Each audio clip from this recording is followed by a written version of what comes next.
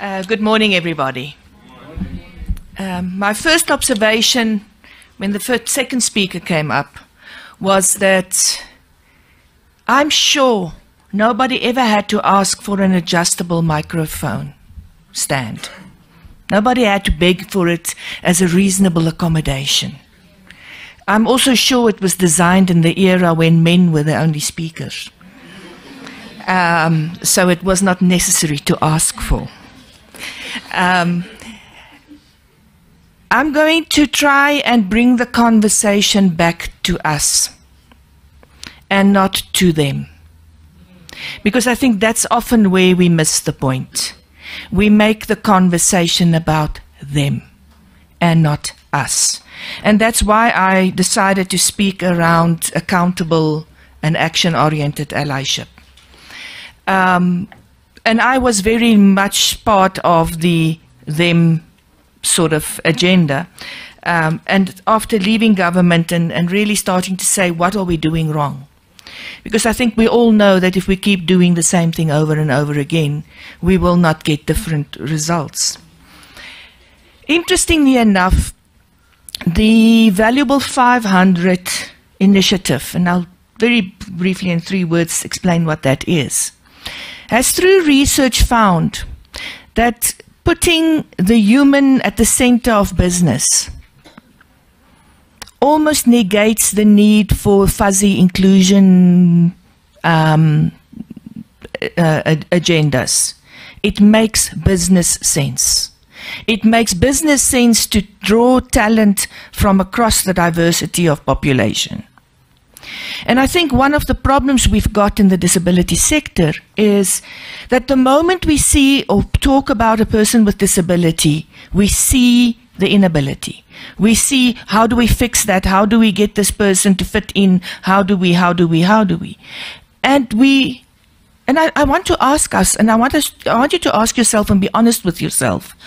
When last did you open the conversation by saying to a person with a disability, what are your passions? What are your dreams? What's your vision? What are the skills you bring to the table?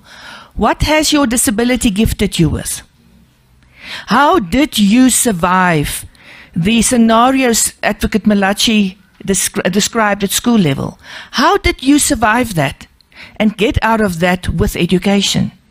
What is that talent in you that I can use in my company? What's that insight that I can use for my bottom line? And I think that's one of the first issues in accountable allyship, that for ourselves we need to make that mind change, to really advocate. And I think any young person would tell you that in some way our constitutional democracy has failed them. It has failed 3 generations of young people in general, but young people with disabilities in particular. Our millennials that were born in 1980 and sort of exited the millennial into Gen Z in 1994, as our democracy dawned. Born in 1994, your life did not deliver, the democracy did not deliver what we promised. Very much same for the current Generation Z, born up to 2009. Have you got a different prospect when you get out of school to bridge the gap between education and economic independence?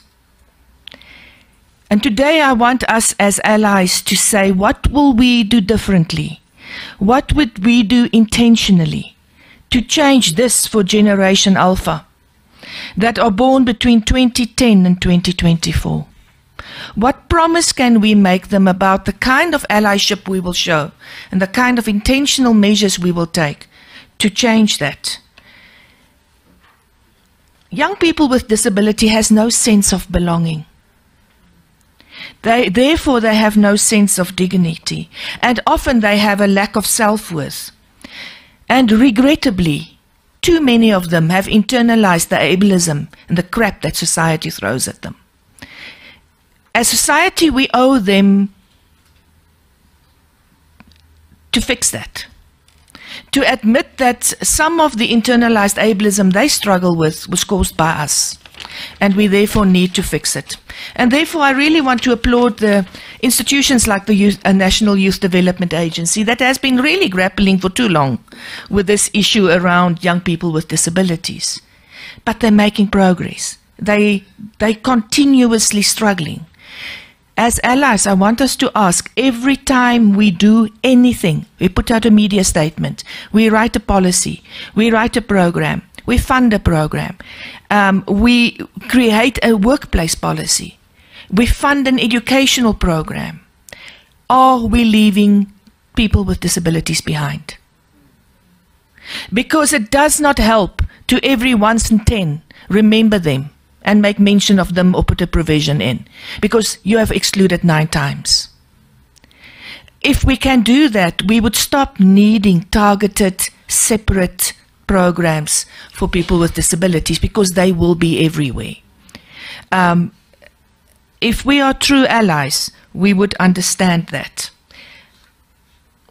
And I want to ask ourselves today, are we brave enough to suck at something new? Because often it is the fear that we will fail that holds us back. Are we brave enough to suck at something new, at doing things differently, at doing new things altogether? And my call to action, therefore, is that we rethink our allied behavior into how do we take intentional, overt, consistent responsibility to dismantle the systems of oppression from which we derive power, privilege, and acceptance. And that's a task each and one of us must do, even young people with disabilities, because we are not all the same. And I think too often we speak of young people with disabilities as if they are a homogeneous group. The statistics that were quoted, Chairperson, does not take into cognizance the millions of children, young people with dyslexia, with other invisible disabilities struggling with mental health issues, because the census form simply does not ask those questions, and therefore they fall through the cracks. Capable young people that have enormous levels of resilience, have developed insights. Yes, there's something they struggle with, but that struggle has unleashed so much other strengths and abilities within them.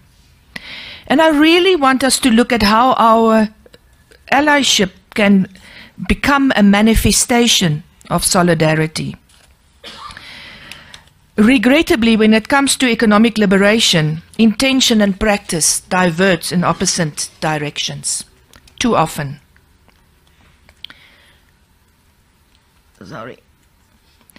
And the biggest disservice we can do to young people with disability is to practice performative allyship.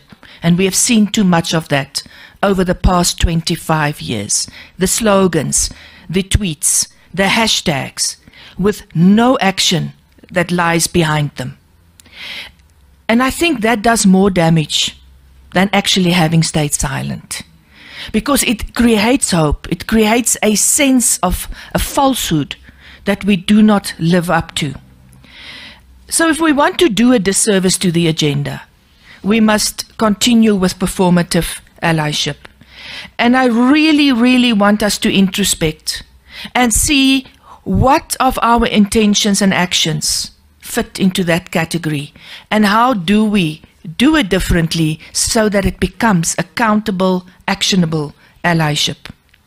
Because real allyship lies in the courage to take a clear position and to embark on a sincere reconstruction of values, tested against unconscious biases, which will transcend heroic utterances in true defense of those who have been marginalized intellectually, financially, and emotionally. And persons with disabilities fall in all three of those categories.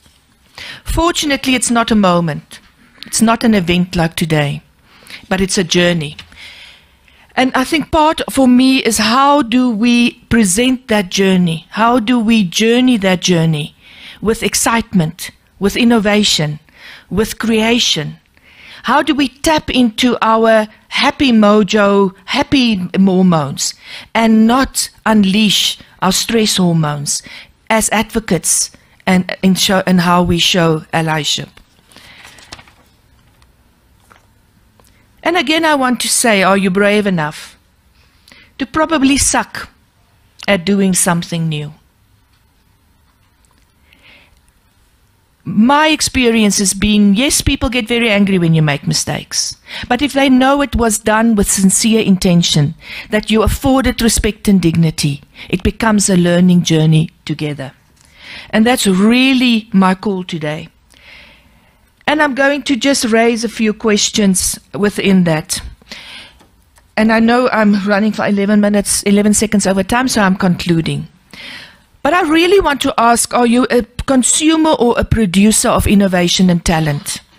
Do you sit back as an employer and wait for talent to arrive on your doorstep developed by somebody else? Or do you climb in there and go back and say, which educational programs are we funding? Which educational what's my involvement in school education? What's my involvement in creating schools where all children belong and where all children participate equally? Because then we do not have to worry about workplace integration, about workplace sensitization, because we grew up together. And it's really around, how do I as a parent reassess how I decide whether a school is a school of excellence? Does the inclusive values of that school matter in me deciding if it's a school of excellence or a school of not? And I think just in my concluding comments,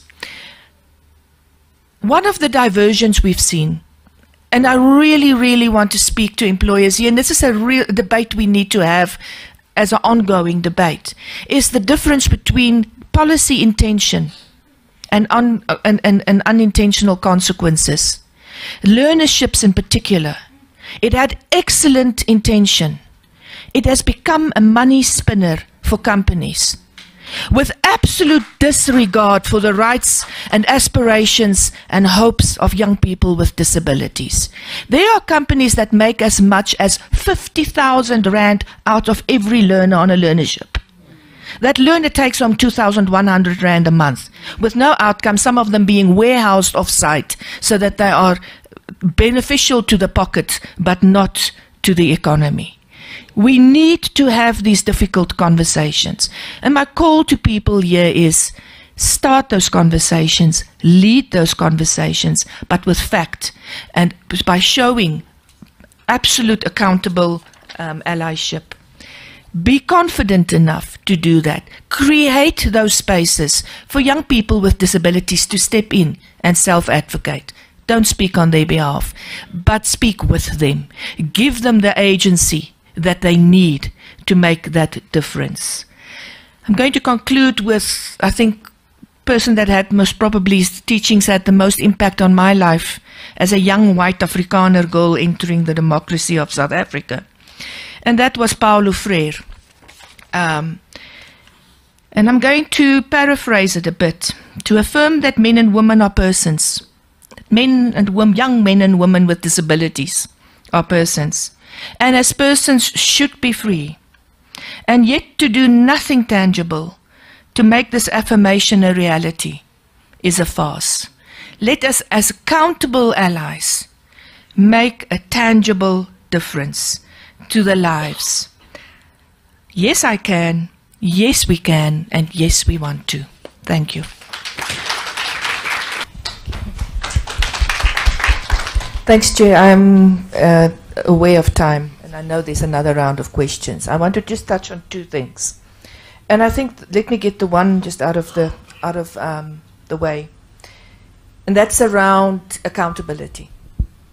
I spoke about accountable allyship. We make recommendations. We do the research. We take the policy decisions. No action, no accountability, no consequences. We need a conversation around accountability in the human rights space. Linked to that is, and again, I'm really wary that we generalize. I don't know if there are graduates with disabilities unemployed seeking employment in this audience.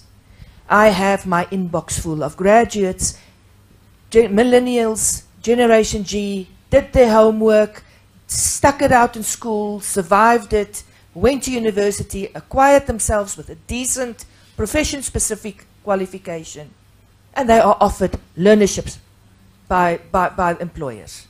Not one, not two, I've got an inbox full of them. They are either too disabled, or too underqualified, or too overqualified. Always an excuse. And we need to call spades spades. If employers are serious, the graduates are waiting. And they're not waiting for learnerships or perpetual internships. I know of people that have degrees at honors level, 6 years of experience in that, in internships, and can still not land a permanent position. They go for the interviews, they do good interviews, but there's always somebody else. And then my last input just is in terms of, and I want to tackle the Ekurhuleni issue, because I think it also links up with the 2% issue. There's one swear word in this country, it's 2% for those that know me. So apologies. We need both. We need what we call a twin-track approach. And the reason for that I want to explain to you, because that might help you to explain it better. We want equality and we want equity. We want to narrow the inequality gap. People with disabilities have been left behind over a long period. So they're not on the equal starting line. So to stay at least in an equitable way, we need to target any participation in any economic program, our policy says, that is at least concurrent with the population demographic of that group in that area. So you can't target 2% if the economically active population is 5%, because then you are planning to widen the inequality gap. And the same in your programs. So yes, you need to include disabled youth in all programs. It requires measures. It requires intention. Won't happen by itself. All that will do is to bring about equity going forward. It doesn't wipe out the inequality of the past. For that we need redress and we need affirmation. And one of the ways to do it is to increase the percentage target participation. So population demographic for young people in Ekurhuleni might be 4%. So what do? You target 10%. So you're starting to narrow that gap. Or what you do is you do targeted programs. But it's not just a targeted program. It's a targeted program that closes the gap on a specific skill set so that that group next year can participate in the mainstream program. They're ready for it. It's closing that gap. So yes, you do need both. But see it as, how do we catch up on the backlog, the redress, affirmation, and then how do we keep up with inclusion going forward? But both of them require specific measures. Come to me afterwards. I can give you my contact details if you want to engage on that further. Thanks.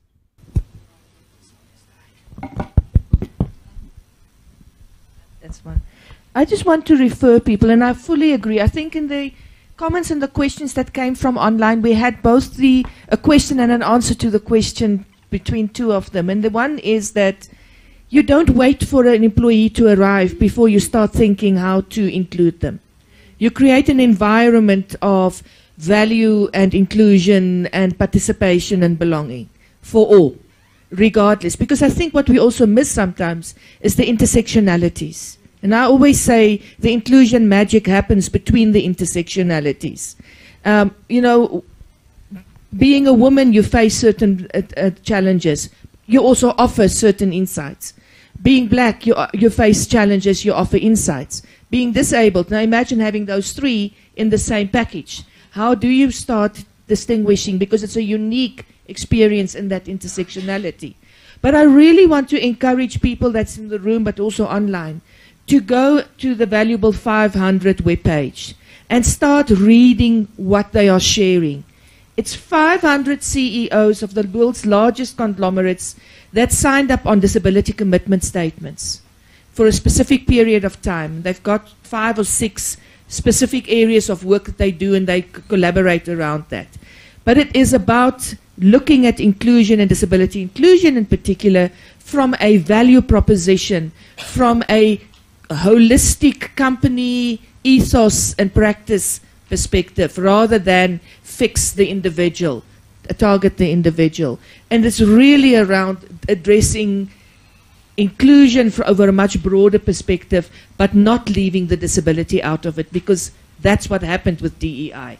It's about everybody except disabled people. But really, I want to encourage you to go and look at the work that they are doing, learn from it. A lot of those companies are operational in South Africa, and they're starting to also bring on board some of the learnings in that network. Thanks. I assume this is our concluding remarks. Indeed. Thank you. I think from my side, I want to just go back to what I spoke about earlier, and that's allyship. Can you imagine the power if every person here today and every person who's online just go to their local school and ask the question about disability inclusion in that school?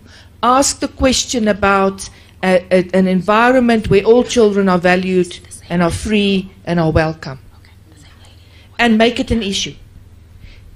Can you imagine just that in itself already? Starting to say to people, I don't have to wait for a desperate parent to come knocking here and put up a fight.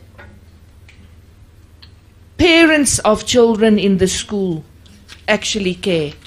Parents of children in the school want their children to have that exposure. If all of us go back to our workplaces and we start asking, what are we doing to receive before the person arrives? In terms of addressing our own ableism, in terms of having those difficult conversations, in terms of understanding our own bias that we sit with. Can you imagine what we start rolling in our own spaces, your place of worship, your local shop, and again, speaking for all persons with disabilities in all intersectionalities. It's too easy to think of the white cane, the braille, the hearing aid, the sign language interpreter, the wheelchair. It's too easy to think about that.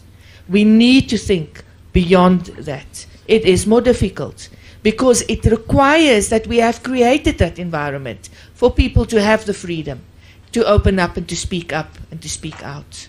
So really, from an allyship, don't let it just stay a talk. We want action. Leave here today saying, this is how I feel after today. This is what I think after today.